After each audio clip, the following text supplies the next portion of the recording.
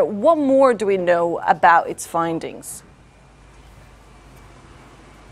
Well, Annalise, this report was commissioned by the Bishops' Conference, who will be meeting today, and the report identified some 3,677 individual victims of sexual assault by 1,670 members of the Catholic clergy in Germany between the years 1946 and 2014.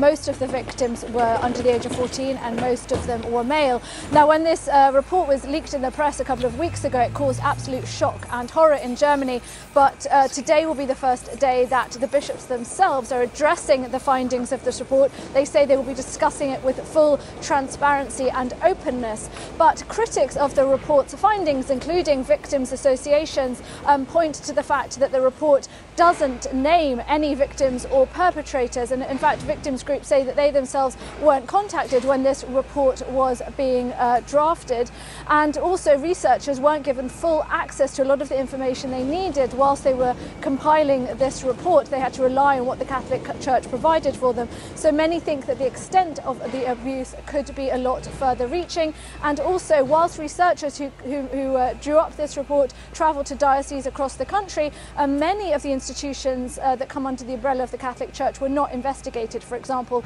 Catholic schools. So again, it is thought that there's still a lot more to investigate, and in fact this is something that especially victims groups are calling for, an independent investigation to find out the full extent of the abuse.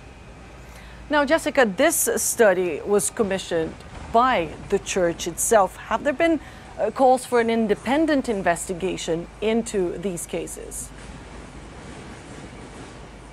Yes, absolutely. This is what victims groups especially are calling for. They want an independent investigation, and they also want legal proceedings to be taken over by independent authorities, because whilst the Cardinal overseeing this Bishops' Conference today said that he promises justice for the victims, this does seem, of course, to be a very complicated, very difficult, given that we're talking about abuse that happened over a 70-year period, and as the report details, only a third of the reported cases were dealt with internally by the Church. Fewer than half of the reported cases actually were ever taken to court. So of course the legality of this a big issue as well, and there's huge pressure now on the Catholic Church in Germany to really try and explain how this was able to happen over such a long period of time, to promise structural reforms within the Catholic institutions in Germany. And of course this isn't only something that's happening in Germany, but we're also hearing reports of this from other countries as well, so a far wider reaching problem across the globe.